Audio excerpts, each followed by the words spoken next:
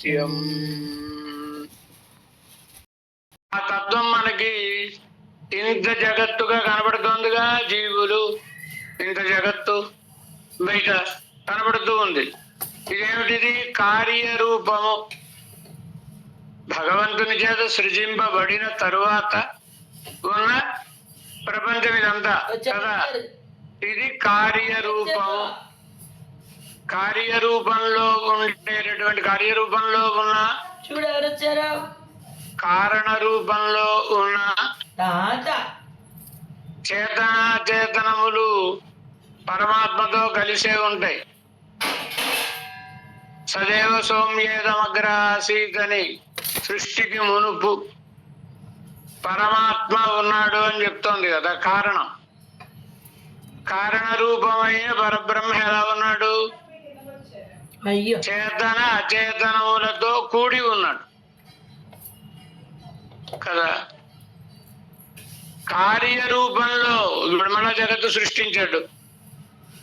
ఇప్పుడు చేతనాచేతనములతోటి కూడి ఉన్నాడు కనుక కార్యరూపమైన ఈ బ్రహ్మకు అంటే స్థూల చిదచిద్ విశిష్ట బ్రహ్మ ఏం చెప్పుకోవాలి? కారణ బ్రహ్మ అన్నాం అనుకోండి. నామ రూప విభాగ అనర్హమైన చేతనాచేతనములతో కూడి ఉన్న బ్రహ్మ సూక్ష్మ చిదచిద్ విశిష్ట బ్రహ్మము పరమాత్మ. ఇప్పుడు నామ రూపములకు యోగ్యమైన స్థితిలో ఉన్న చేతనాచేతనములతో కూడి ఉన్న బ్రహ్మము. ఇది కార్యబ్రహ్మము. కారణ బ్రహ్మము, కార్యబ్రహ్మము అప్పుడేం కనబడటం లేదు, ఇప్పుడు అన్ని కనబడుతున్నాయి. అంత మాత్రం చేత అది వేరు ఇది వేరు కాదు. విశిష్టయో చేతనాచేతనములతో కూడి ఉన్న కారణ బ్రహ్మకు కార్యబ్రహ్మకు అద్వైతం. అవి రెండింటికి ఒకటే ఐక్యమే, వేరు కాదు. ఒకటే పరబ్రహ్మ, ఒకటే. అప్పుడు చేతనాచేతనములు ఉన్నాయి, ఇప్పుడు ఉన్నాయి కనుక కార్యకారణ రూప బ్రహ్మలకు ఐక్యమును చెబుతోంది కనుక విశిష్టయోహో అద్వైతం విశిష్టాద్వైతం అని ఒక నిర్వచనం. ఇది యథార్థమే. దీనికంటే ఎక్కువగా మనం దృష్టిని ఉంచాల్సినటువంటి నిర్వచనం విశిష్టస్య అద్వైతం అని. ఒకటే తత్వము, ఆ తత్వము చేతనాచేతనములతో కూడి ఉన్నది. బ్రహ్మ ఒకటే, పరమాత్మ ఒకటే, ఆయనే తత్వం. ఆయన ఎలాంటి వాడు? చేతనాచేతనములతో కూడి ఉన్నటువంటి వాడు అని. ఎంచేత అంటే ఇతరులు ఒకటే బ్రహ్మము ఏమీ లేనివాడని చెప్పారు కదా. దానిని అది సత్యం కాదుగా. దానిని ఖండించడానికి విశిష్టస్య అద్వైతం అనేటటువంటిది బాగా ఉపకరించేటటువంటి అర్థం. ఒకటే బ్రహ్మ అంటే నామరూపంలో గుణములో లేనివాడు కాదురా, నిర్విశేషమైన వాడు కాదురా నాయన, సవిశేషమైనదే బ్రహ్మము అని చెప్పడం అవసరం గనక విశిష్టస్య అద్వైతం అనే దాని మీద ఎక్కువ ఏమంటారు, మీ భాషలో చెప్పండి, ఫోకస్ పెట్టారంటూ ఉంటారు సరే. అలా విశిష్టయో అద్వైతం కంటే విశిష్టస్య అద్వైతం అనేటువంటిది అవసరం. ఏది ప్రధానం దానికి ఊతం ఇవ్వాలి కదా. దానినే సాయిస్తున్నారు ఇప్పుడు. దాని అర్థాన్ని మనకి సాయిస్తున్నారు. ఏమని? ప్రకారిహడైక్యత్తాలే విశేషణానికి విశేష్యానికి ఐక్యం చేత నల్లనివాడు తెల్లనివాడు, తెలుపు వేరు తెల్లధనం వేరు, అది కలిగిన వాడు జీవుడు, వాడు వేరు. కానీ ఆ శరీరాన్ని, తెల్లటి శరీరాన్ని కలిగిన వాడు కనుక ఒకటిగానే వ్యవహరిస్తున్నాం కదా మనం లోకంలో. శరీరం వేరు లోపల ఆత్మ వేరు అయినా, పండితుడైనా పామరులను వదిలేండి, పండితులైనా వ్యవహారం ఇలాగేగా ఉంటుంది. ఈ శరీరంలో ఉన్నప్పుడు డాక్టర్ గారు నా ఒళ్ళు వేడెక్కిందేమో చూడండి అంటాడు, పండితుడైనా అదే అంటాడు, పామరుడైనా అదే. అప్పుడు తెలివైన ఏ మాట నా ఒళ్ళు అంటే నేను ఆత్మని, ఇది నా శరీరం, నా శరీరం వేడెక్కిందో లేదో చూడండి. వ్యవహారంలో నడుస్తోందా? ఎవరిని ఇప్పుడు చూడలేదండి ఇక్కడ ఎవరండి, నేను రామారావు గారినండి అనేది. నేను రామారావు ఏంటి, నేనంటే ఆత్మ, రామారావు అంటే శరీరం. నేను రామారావు గారు అంటే ఏమిటి అర్థమైంది? శరీరానికి ఆత్మకి అభేదాన్ని భావన చేస్తున్నాడు అన్నారు. కనుక వ్యవహారంలో అలాగే ఉంటుంది. వ్యవహారం అంతేగా. కోర్టులోకి వెళ్ళి మనం భూమిలో నిలబడిన తర్వాత అడిగే అంటే చల్లదుగా, రామాచార్యులు కృష్ణాచార్యులు చెప్పాలా, కృష్ణాచార్యులు పేరు చెప్పాలా? వ్యవహారం నడవాలంటే అట్లాగే కానీ వ్యవహారం ఉంటుంది. కనుక విశేషణ విశేష్యములకు ఐక్యం చెబితే ఒకటే, వివిక్తంగా చూస్తే అదేమంత అర్జెంట్లోనే మనలో ఎన్ని ఉన్నాయి? మూడు ఉన్నాయి. తృప్తిగా ఉంటది, ఒక పని చేసిన ఫీలింగ్. శరీరం అచేతనం, కాలక్షేపం గడిచిద్ది. చిత్తు లోపల జీవుడు, ఒకసారి వద్దండి, రెండోది ఈశ్వరుడు, లోపల పరమాత్మ, మూడు ఉన్నాయిగా. మొత్తం ఒకసారి మూడు లేకుండా ఉండవు, ఏ పదార్థం ఉండదుగా. ఒక పదార్థం ఉందంటే అందులో జీవుడు ఉండాలి, ఆ జీవుల్లో దేవుడు ఉండాలి. కనుక ఒకటి అని చెప్పవచ్చు. కానీ మూడు ఒకటంటే ఒకే రకమైన స్వభావం కలిగినవా? కాదుగా. అచేతనానికి లేని జ్ఞానం మనకుంది. మనకంటే పరమచేతనుడు పరమాత్మ తేడా ఉంది. కనుక ఒకటని చెప్పవచ్చును, మూడని చెప్పవచ్చును. ఇదే సాయిస్తాం. ఏమంటున్నారు? ప్రకార ప్రకారిகள் ఐక్యத்தாலே ஒன்றென்றலாய் ఒకటి అనదగి ఎడిది చూపించలేరుగా. ఇది శరీరము, ఇది ఆత్మ, ఇది ఆత్మ, ఇది పరమాత్మ. ఎవరు చూపించగలరు? విడిగా ఉండవుగా. విడదీయలేని అపృథక్ సిద్ధ సంబంధం అంటారు. పృథక్ అంటే వేరు, అపృథక్ వేరు కాని సంబంధం, వేరు చేయలేని సంబంధం అపృథక్ సిద్ధ సంబంధము అంటే. అట్లా అందువలన స్వరూప భేదద్దాలే, ఈ మూడింటికి స్వరూపంలో భేదం ఉంది. ఒకటి అచేతం, జ్ఞానం లేనిది కదా జడం. ఒకటి జీవుడే కానీ పరతంత్రుడు, మరొకాయన సర్వేశ్వరుడు. తేడా ఉందిగా స్వరూపంలో. కనుక పల ఎన్నలాయి ఇరక్కం, అనేకము అని చెప్పవచ్చును అని.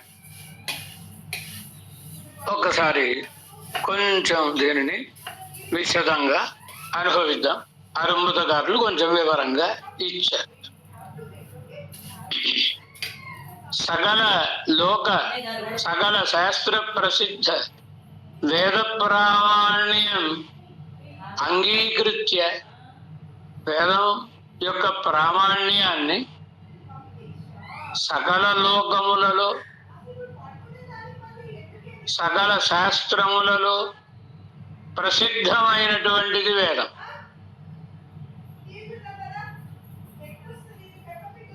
సమస్త జనుల చేత, సకల శాస్త్రముల లోక శబ్దానికి జనుడనే అర్థం. సమస్త జనుల చేత సమస్త శాస్త్రములలోనూ ప్రసిద్ధమైనటువంటిది వేదం. ఆ వేద ప్రామాణ్యం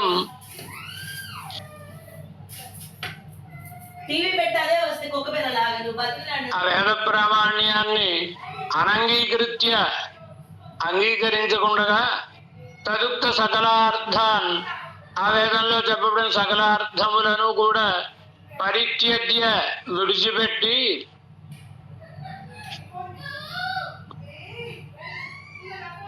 తదర్థ అత్యంత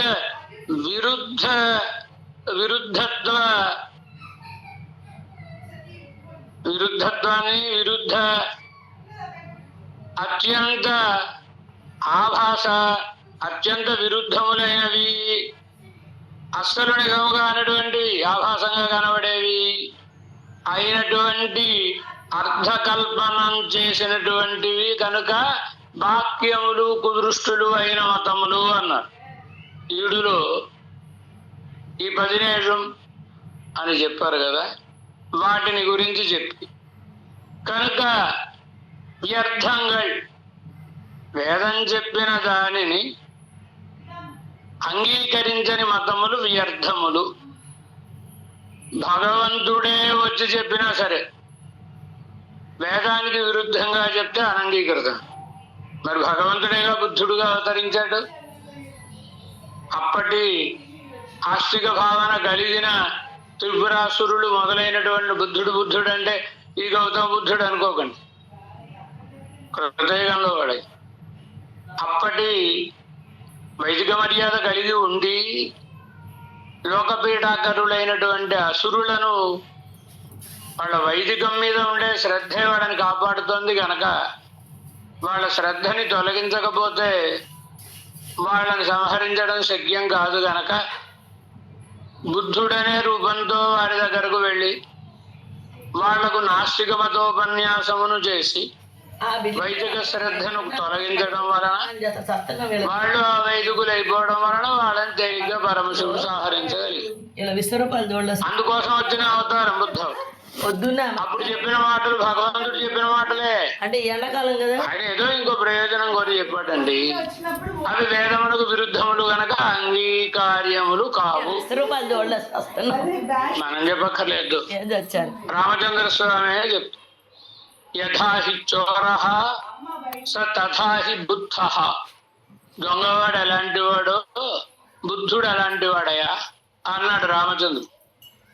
జాబాలి అనే మహర్షి వచ్చి, రామచంద్రుడు మా నాన్నగారు, అమ్మో ఆయన మాట అసత్యం కాకూడదు, అసత్యమైతే ఆయన నరకంలో పడిపోతాడు కనుక మా నాన్నగారిని నేను కాపాడుకోవాలి కనుక ఆయన మాట నేను కాపాడుకోవాలి అని కదా అరణ్యానికి వచ్చాడు ఆయన. ఈయనకు ఉండేటటువంటి ఆస్తిక బుద్ధిని తొలగించడం కోసమని జాబాలి అంటే రామచంద్ర స్వామి మంత్రులలో ఒకడు, సామాన్యులు కాదు మంత్రులు అందరూ కూడా. విదేశేష్వపి విఖ్యాతా.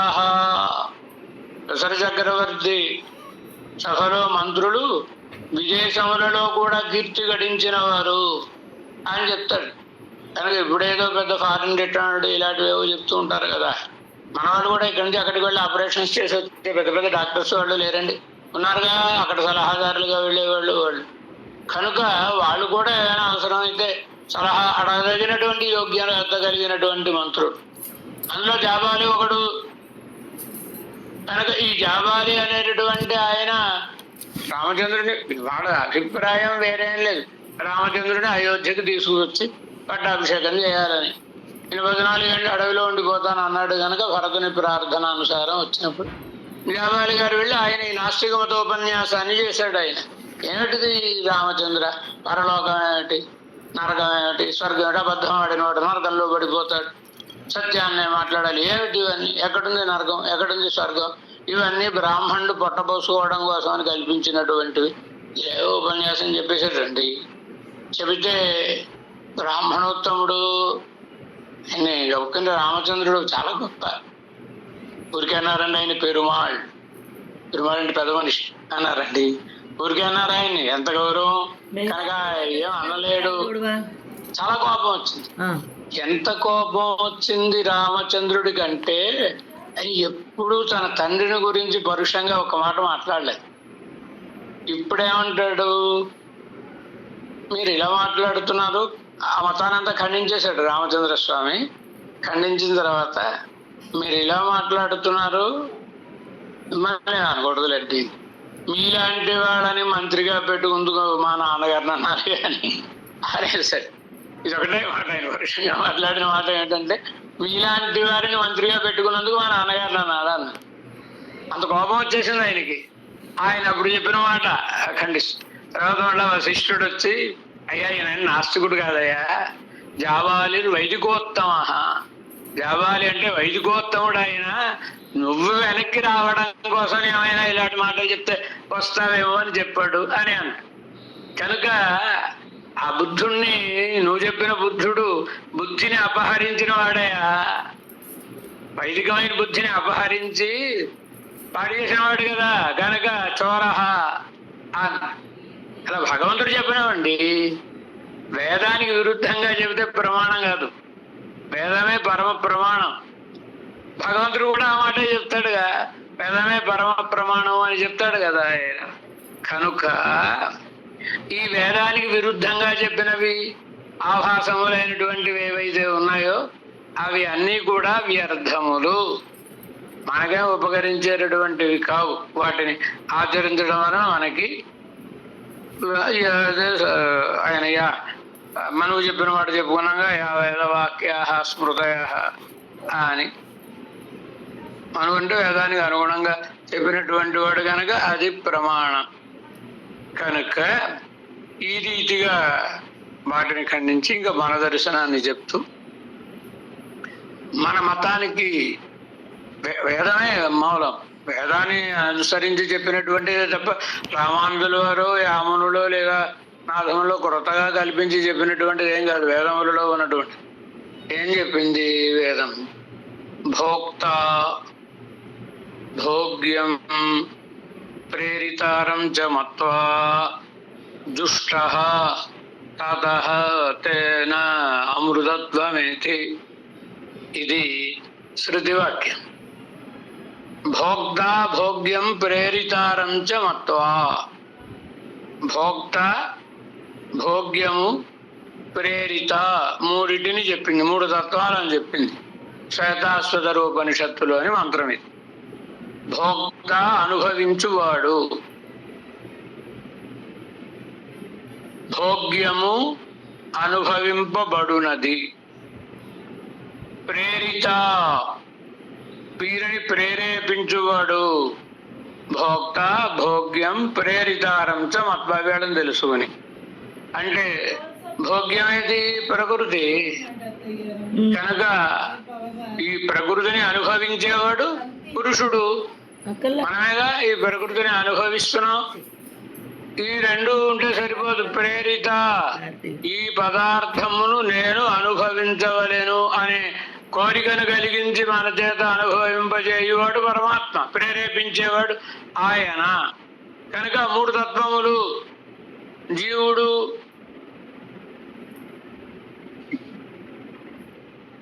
కనుక ఒకటి జీవుడు, వాడి చేత అనుభవింపబడేటటువంటిది ప్రకృతి, అనుభవింపజేయువాడు అని అనుభవిస్తున్నామండి. ఒక్కొక్క విషయం దగ్గరున్నా మనదే అయినా మనం ఒకప్పుడు అనుభవించం, ఏమొద్దులిద్దరు అనుకుంటూ ఉంటాం కదండి. కనుక అలా కాదు, కావాలి, నేను అనుభవించాలి అనే బుద్ధిని పుట్టించేవాడు ప్రేరితారం చ మత్వా అనేటువంటి శృతివాక్యాన్ని హృదయంలో ఉంచుకొని మనకు ఏమని సాధించారు? మూడు తత్వములు అన్నారు కదండి. అలా చెప్పడంలో ఉద్దేశ్యం అదే, భోక్త భోగ్యం ప్రేరితారం చ మత్వా అని.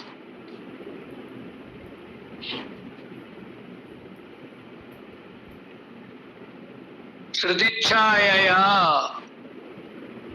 ఉద్దిశతి. శృతిఛాయలోనే ఏం చెప్పారు? చిత్తం అచిత్తం ఈశ్వరనం. భోక్త చిత్, భోగ్యం అచిత్, ఈశ్వరనం ప్రేరిత.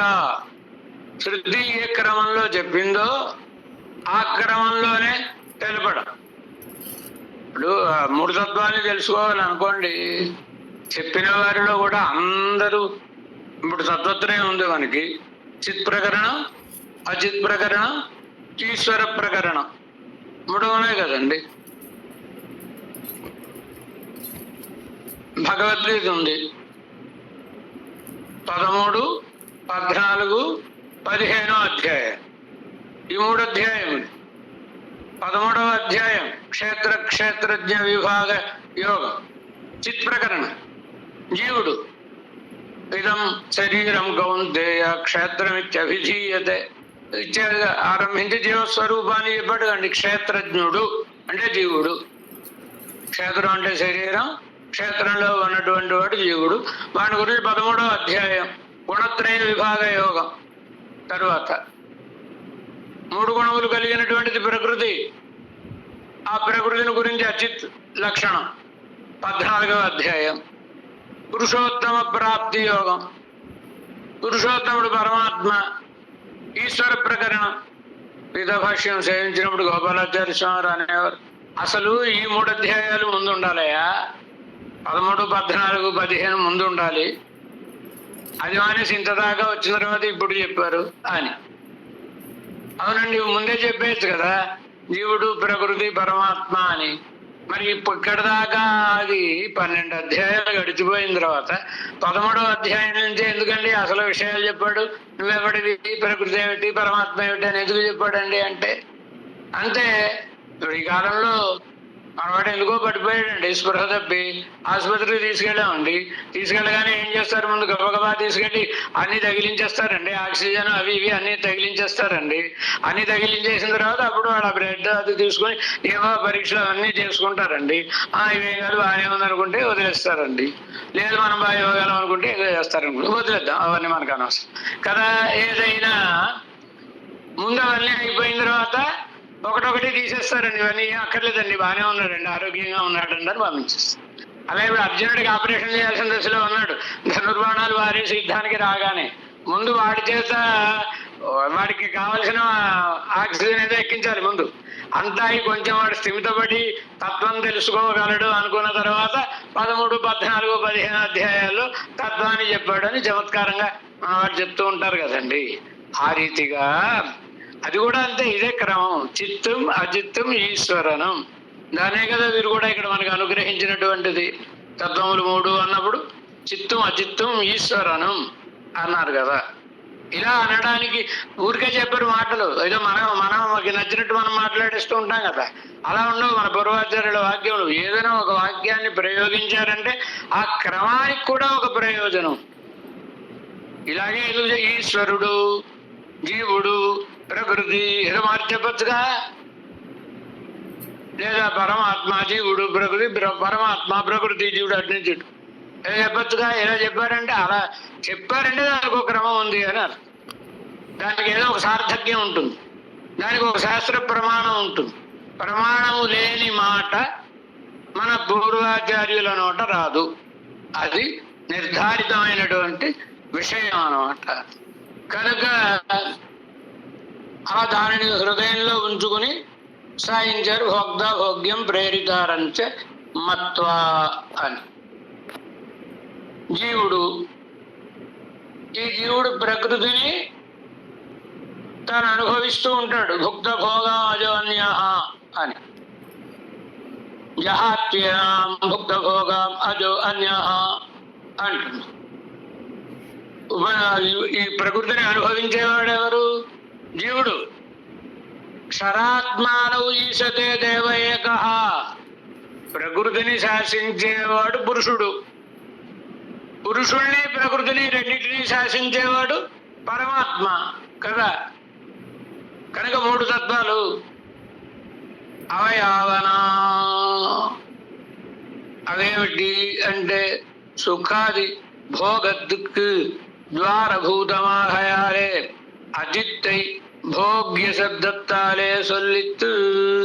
అచేతనాన్ని భోగ్యం అని అనడానికి కారణం భోక్త భోగ్యం అన్నారు కదా. భోగ్యం అనడానికి కారణం ఏమిటంటే మరి సుఖాది భోగములకు దాని ద్వారానేగా అనుభవిస్తూ ఉంటాం, ప్రకృతి ద్వారానే కనుక భోగ్యం అన్న. సర్వం కల్విదం బ్రహ్మ என்று బ్రహ్మத்தோடே సమానాధికరిత్తు బ్రహ్మం ఒన్రే తత్వం என்றும்.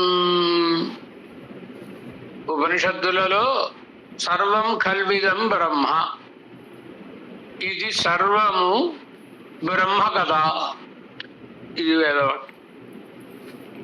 సర్వం కల్విదం బ్రహ్మ అని ఎందుకు చెప్పింది? ఈ జగత్తుని, జగత్ అంటే జీవులతో కూడిన జగత్తు అని అర్థం. ఇదంతా బ్రహ్మయేనా, బ్రహ్మ లేని పదార్థం లేదు గనక, ప్రతిదాని లోపల బ్రహ్మ ఉన్నాడు గనక, ప్రతిదానిని తనకు విశేషణముగా కలిగి విశేష్యభూతంగా బ్రహ్మ ఉన్నాడు గనక బ్రహ్మం ఒకటే తత్వం అన్నారు గనక ఒకటి అని చెప్పొచ్చును. పైన చెప్పిన మాటకి ప్రమాణం ఒకటి అని చెప్పవచ్చును ఈ మూడిటిని. సదేవ సౌమ్యేదమగ్ర ఆసీత్ ఏకమేవ అద్వితీయం.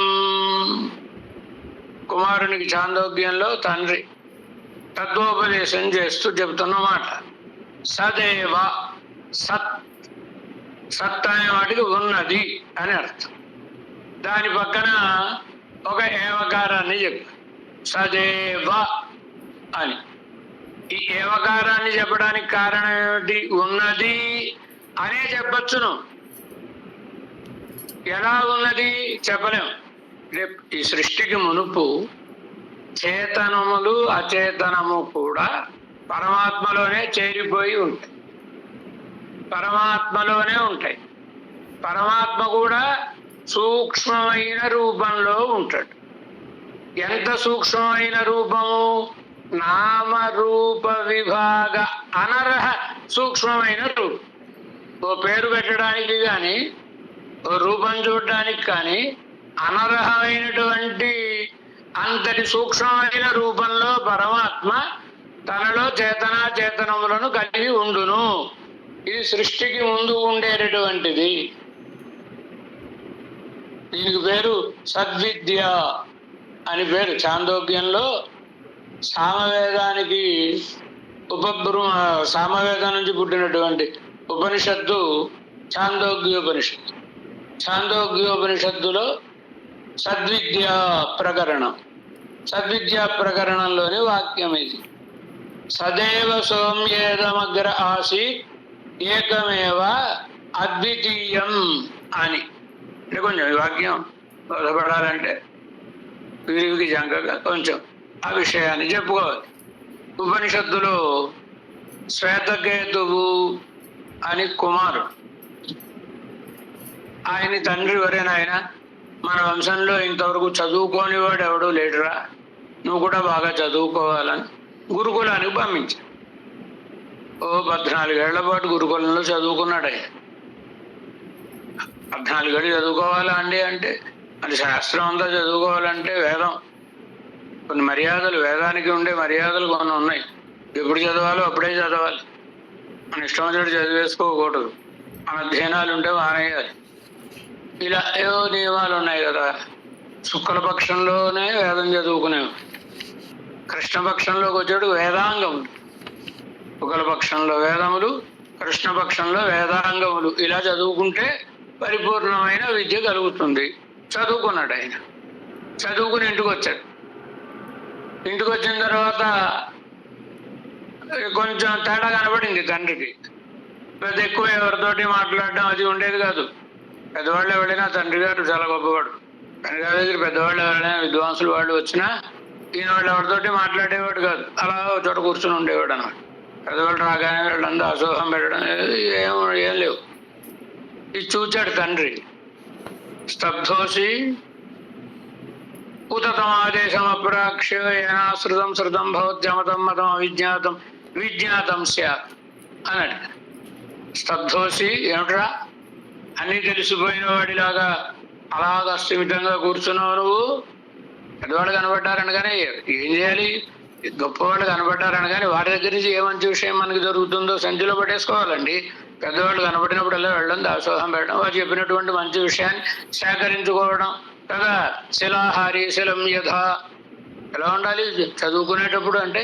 శిలాహారి శిలం యథ అంట. అరణ్యంలో పెడుతున్నప్పుడు ఆ దొరికినటువంటి దాన్ని, ఈ పూటకి ఇది పనిచేస్తుంది, మనకి ఈ పూట కడుపు నిండిపోతుంది, కొంచెం దూరం వెళ్ళిన తర్వాత మరొకటి దొరికింది అనుకోండి, సాయంత్రానికి కూడా మనం మళ్ళీ ఎక్కడ వెతుక్కోకర్లేదు, సరిపోతుంది అనుకుని అరణ్యంలో తిరిగేటటువంటి వాళ్ళు ఎలా ఉంటారో అలా చదువుకునేటటువంటి వాడు ఎవరెవరి దగ్గర ఏ విజ్ఞానం దొరుకుతుందో ఒక్కొక్కళ్ళు ఒక్కొక్క దాంట్లో మాస్టర్స్ అండి. వాళ్ళు వాళ్ళకి అభిమాన శాస్త్రం ఉంటుంది. అన్ని శాస్త్రములు చదువుకున్నా అభిమాన శాస్త్రం అని ఒకటి ఉంటుంది. ఇప్పుడు మా స్వామివారు ఉన్నారు. మా స్వామివారు అన్ని శాస్త్రములు, ధర్మశాస్త్రం, ఇంకా ఇతరములైన అన్ని చదువుకున్న వారికి అభిమానం భగవద్ విషయం, దివ్య ప్రబంధం అంటే పరమప్రీతి. కనుక వారి దగ్గర ఉండే అభిమాన శాస్త్రం అది. గోపాలాచార్య స్వామివారు ఉన్నారు. వారు అన్ని శాస్త్రములు చదువుకున్నారు, న్యాయ వేదాంత విద్వాంసం. కానీ వారికి అభిమాన శాస్త్రం భగవద్గీత, అభినవ గీతాచార్య అని వారికి తిరునామ. కనుక భగవద్గీత మీద వారికి. రఘునాథాచార్య స్వామి వారు ఉన్నారు. వారు ఉభయ వేదాంతాలు కాలక్షేపములు చెప్పిన మహానుభావులు. కానీ శ్రీభాష్యం మీద, శ్రుత ప్రకాశిక మీద వారికి ఎక్కువ ఆసక్తి. ఒక్కొక్కరికి ఒక్కొక్క శాస్త్రం మీద అభిమానం ఉంటుంది. అలాంటి వారి దగ్గర ఆ శాస్త్రాన్ని మనం గ్రహించగలిగితే మనం ధన్యులం అవుతాం, జీవితం ధన్యం. అంతే తప్ప మనకే తెలిసిపోయింది అనుకున్నాం అనుకోండి, ఇంక బుర్రలో ఖాళీ ఉండదు. ఒకరు చెప్పినా వారు బుర్రలోకి ఎక్కదు. మనకే తెలిసిన అనుకుంటే ఇంకే ఇతరుల దగ్గర మనం ఏం సేవిస్తాం. ఆ కుమారుడి దగ్గర ప్రమాదాన్ని గమనించాడు తండ్రి. స్తబ్ధోసి, ఏమిట్రా అన్ని తెలిసిపోయిన వాడిలాగా అలా ఉన్నావు, కుదరదు ఆదేశం అప్రాక్ష. ఆ విషయం అడిగారు ఆమె గురువు గారిని. ఏ విషయం అండి నాన్నగారు? ఏనా అశ్రుతం శృతం భవతి, అమతం మతం, అవిజ్ఞాతం విజ్ఞాతం స్యాత్. ఏ ఒక్క విషయాన్ని వింటే అంతా వినబడినది అవుతుందో, దేనిని తెలుసుకుంటే అంతా తెలియబడింది అవుతుందో, దేనిని మననం చేస్తే అంతా మననం చేయబడినది అవుతుందో, ఆ విషయమును మీ గురువు గారి దగ్గర విన్నావా? ఇది తండ్రి అడిగిన మాట.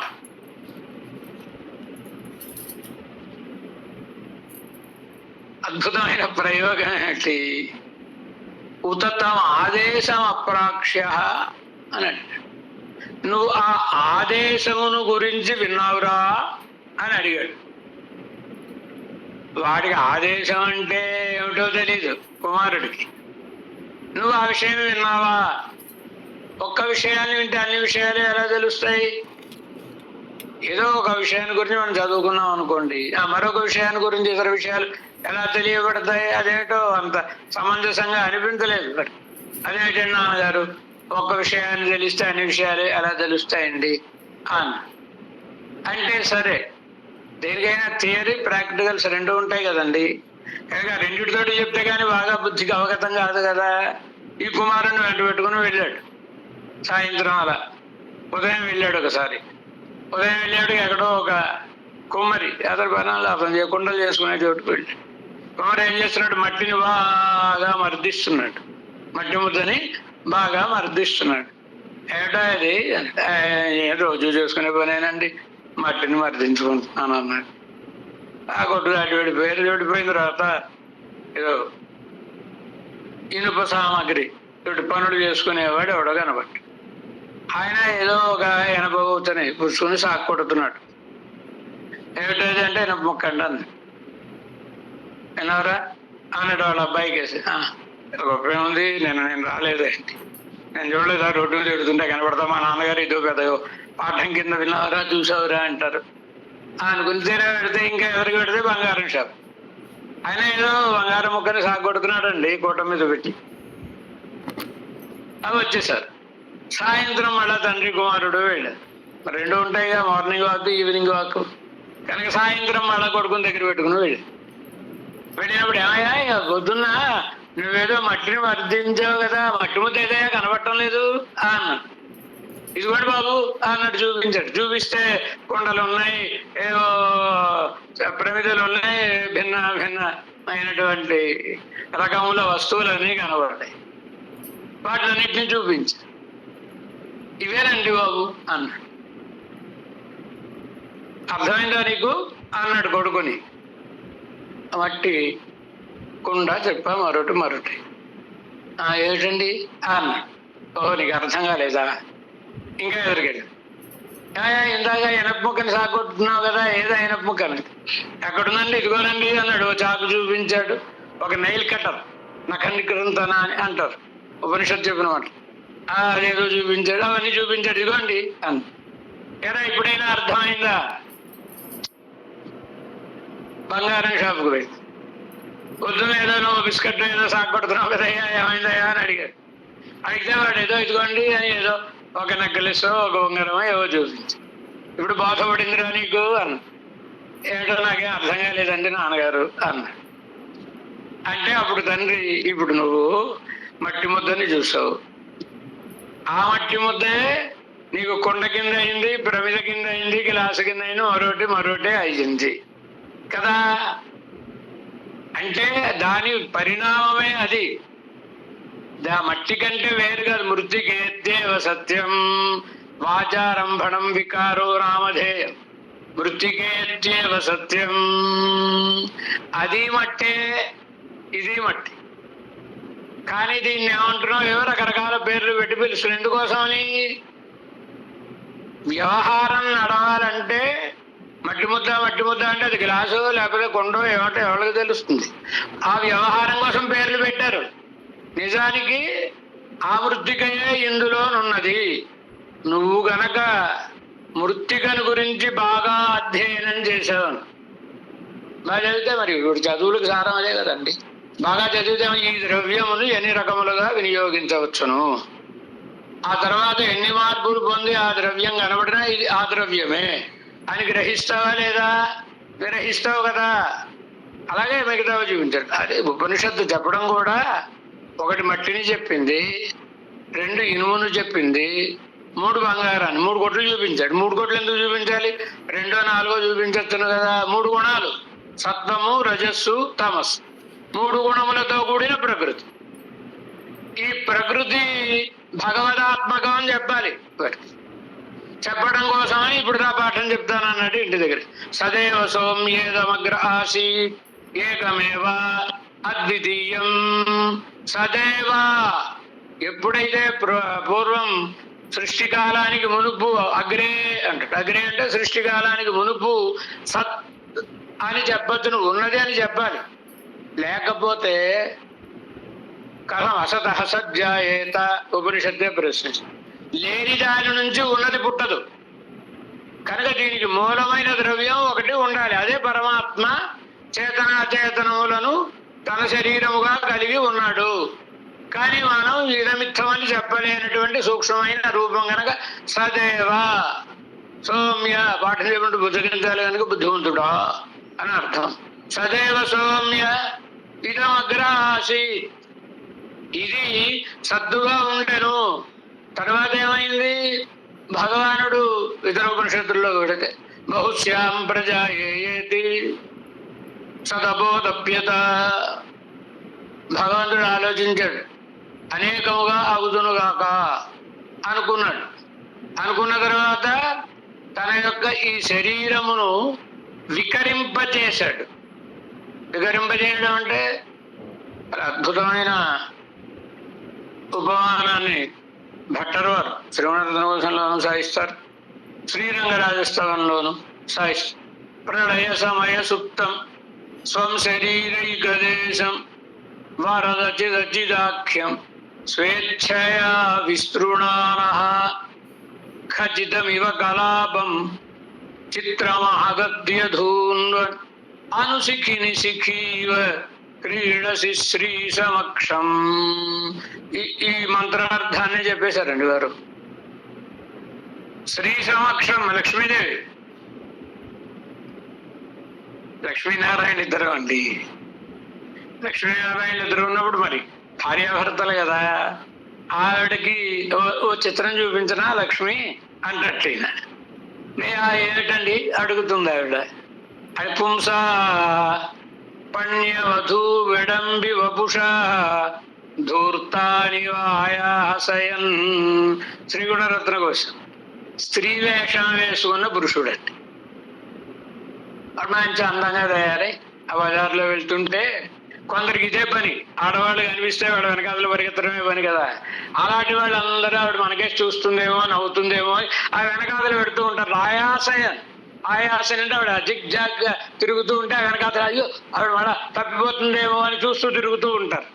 వాళ్ళని చూపిస్తారు ఇవిడికైనా, చూసావా వెరివాడు ఎలా తిరుగుతున్నాడో ఆ వెనకాతల అని. పుంస పణ్యవధూ విడంబి వపుష ధూర్తాని ఆయాసయన్. అమ్మ, అలా ఈ లోకాన్ని అంతా సృజించి పరమాత్మ నీకు క్రీడని చూపిస్తున్నాడు అంట. అలా అమ్మవారితో కూడినటువంటి పరమాత్మ అమ్మవారికి లక్ష్మి నీకు విచిత్రం చూపించనా అంటాడు. చూపించండి, ఇంత ఉన్నవాడిని ఇంత అయిపోతాను చూడు కావాలని అని. అనుశిఖిని శిఖీవ, ఆడు నెమలి, ఆడు నెమలి దగ్గర మగ నెమలి, ఆడు నెమలి ఆనందం కోసం అని తాను చిత్రమాతద్యధూన్వన్ తన యొక్క పింఛాన్ని ఒకసారి విప్పుతుంది, విప్పి నాట్యం చేస్తూ ఉంటుందండి. అదే ఆడు నెమలికి ఆనందకారకంగా ఉంటుందండి కదా. ఇప్పుడు ఇంత గొప్ప పింఛం వచ్చింది, ఎక్కడి నుంచి వచ్చింది? ఇదివరకు అంతా ముడుచుకుని ఉంది, ముడుచుకుని ఉన్న పింఛాలనే విప్పార్చింది. విప్పార్చి నీకు ఆనందమును కలుగజేస్తున్నాడు అని. ఇందులో వేదాంతార్థం ఈ శృతి వాక్యాన్ని పెట్టేసుకున్నారండి. భగవంతుడు ఇంత సృష్టిని ఎలా చేశాడు?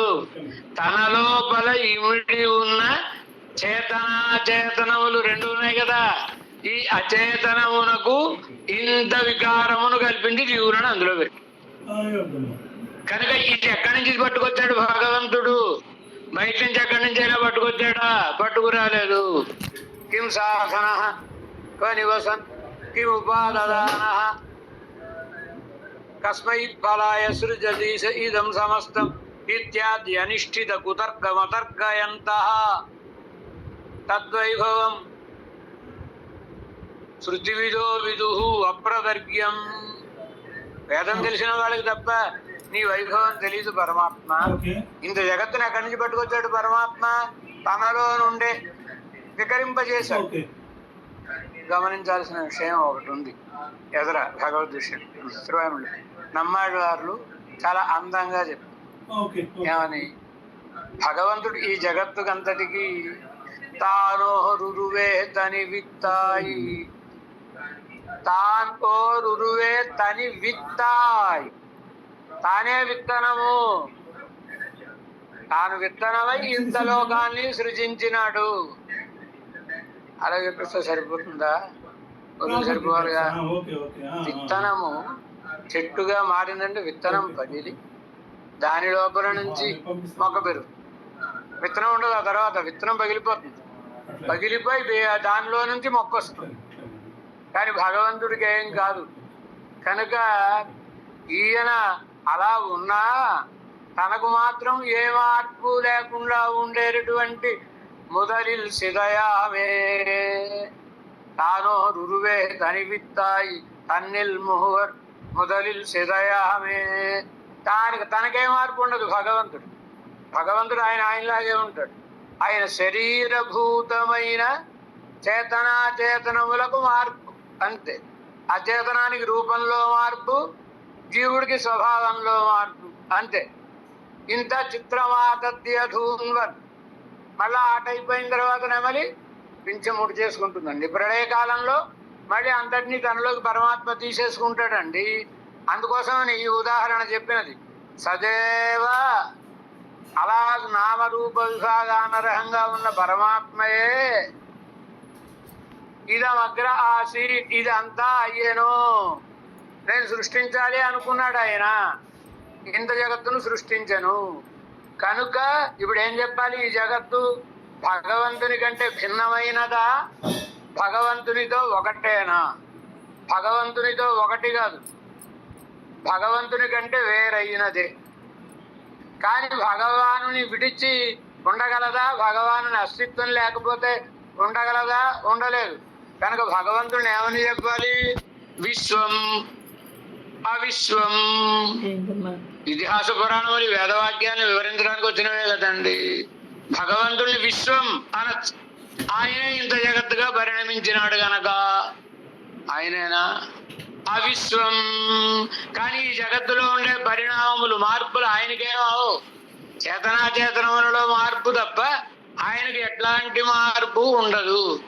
ఆయనయే ఈ జగత్తుకి సదేవ అగ్రే, సృష్టికి ముందు అతడే ఇదమాసి ఇంత జగత్తుగా అయ్యను.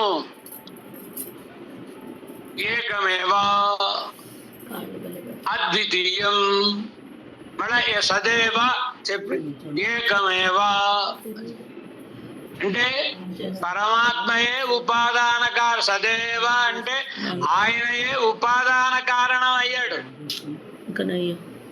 ఏదైనా ఒక వస్తువుకి 3 కారణాలు ఉండాలని చెప్పుకున్నాం కదా. ఒకటి ఉపాదాన కారణం, మూలద్రవ్యం అవతల వస్తువుగా మారాలని. మరొకటి తయారు చేసేటటువంటి వాడు నిమిత్త కారణం, కుమ్మరో మరొకడో మరొకటి. మరొకటి సహకారి కారణం, దానికి కావలసిన పరికరం. ఇవి అన్ని పరమాత్మయే. అద్వితీయం. అద్వితీయం అంటే పరమాత్మయే, నిమిత్త కారణమైన వాడు పరమాత్మయే. ఆయనయే ఈ జగత్తునంతటిని మన మీద అనుగ్రహంతో కొన్ని వాళ్ళ కాళ్ళు చేతులు ఇచ్చి శాస్త్రం అనే దీపం ఇస్తే మంచి మార్గంలో నడుచుకుంటే మనని చేరతారని. మనని చేరతారేమిటి? ఆయనలో ఉన్న వాళ్ళనేగా బయటపడేసాడు ఈయన. అలా నన్ను చేరాలేమిటి? ఆయనలో మనం ఉండడం వేరు, ఆయనను మనం చేరుకొనుట వేరు. రెండింటికి తేడా. ఇంట్లో పిల్లవాడు కోమా లాంటి దశలో ఉన్నాడు అనుకోండి, తల్లిదండ్రులకు ఆనందమా? కాదుగా. అలా కాకుండా వాడు చక్కగా ఆడుకుంటూ ఇంట్లో తిరుగుతున్నాడు అనుకోండి, ఎంత ఆనందం. అలా ఈ జీవులందరూ ప్రళయకాలంలో వీళ్ళకేమన్నా తెలుసునా? ఎరహొడింద పక్షి పోలే ఎలా ఉన్నారు? మూల ప్రకృతిలో పడి ఉన్నారు కదండి వీళ్ళందరూ కూడా.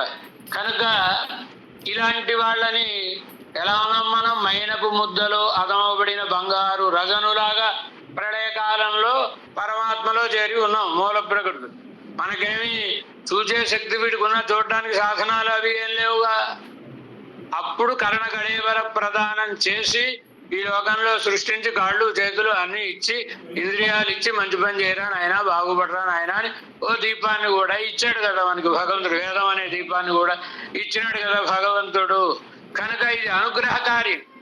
పరమాత్మకి మన మీద అనుగ్రహమే, సృష్టి అనుగ్రహ కార్యమే, అప్యయం అనుగ్రహ కార్యమే, స్థితి అనుగ్రహ కార్యమే. కనుక సౌమ్యేదమగ్ర ఆసీత్. ఇప్పుడు ఏ పదార్థమును చూచినా పరమాత్మ అనేన జీవేన ఆత్మన అనుప్రవిశ్య నామ రూపే వ్యాకరవాణి. జీవునితో పాటుగా ఆ పదార్థము లోపలికి వెళ్ళి ఉండి దానికి ఒక రూపమును ఒక నామమును కల్పించగలను అనుకుని ఈ జగత్తంతా ఉన్నది. ఇప్పుడు భగవదాత్మకం కాని జగత్ ఏమైనా ఉందా? లేదు. కనుక ఏ వస్తువును చూచినా ఇది భగవదాత్మకము, దీనికి మూలము భగవానుడే అని తెలుసుకోవాలి. అడిగిన ప్రశ్న మొట్టమొదట మనం ఏమని అడిగాడు తండ్రి కుమారుణ్ణి? ఉతతం ఆదేశం అప్రాక్ష్య అన్నాడు. అబ్బో బోడ చర్చ ఆదేశ శబ్దం దగ్గర చాలా పెద్ద వ్యాకరణ చర్చ జరిగింది అనుకోండి. తాత్పర్యాంశం చెప్పు.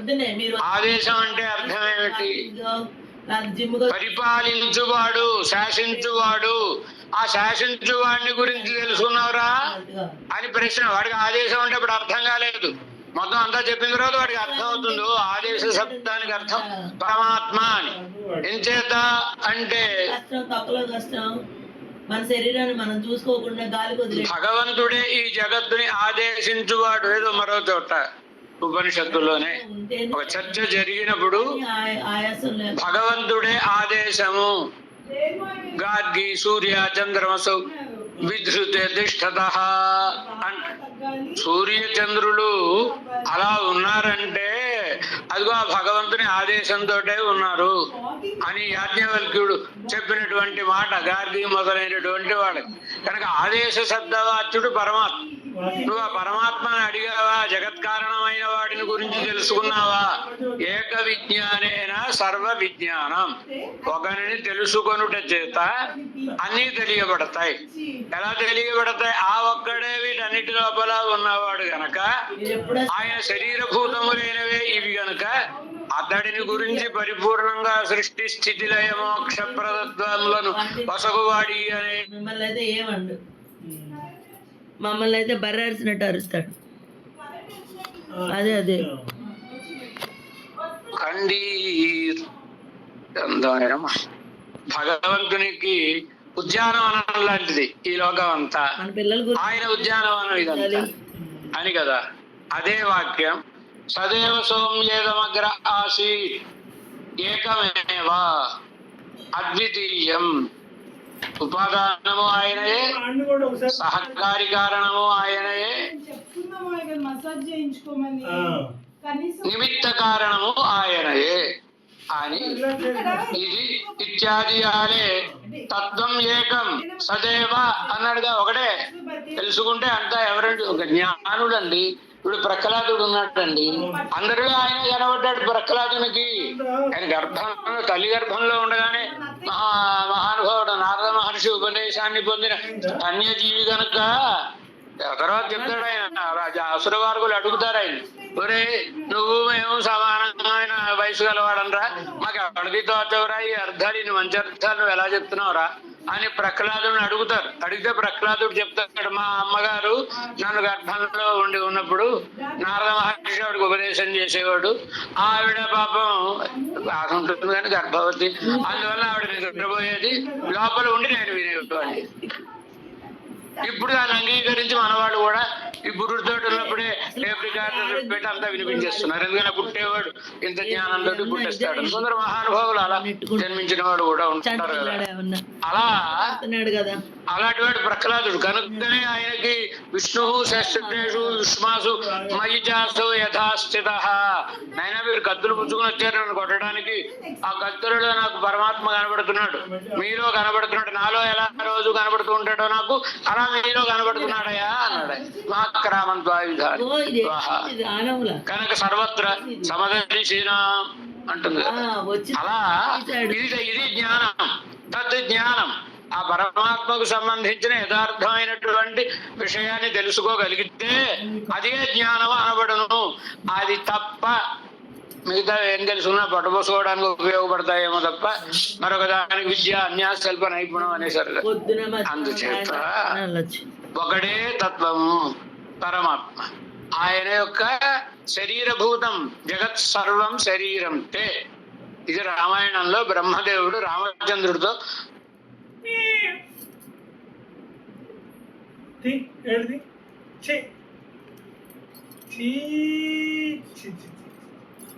ద్రాక్ష పళ్ళు తింటావా?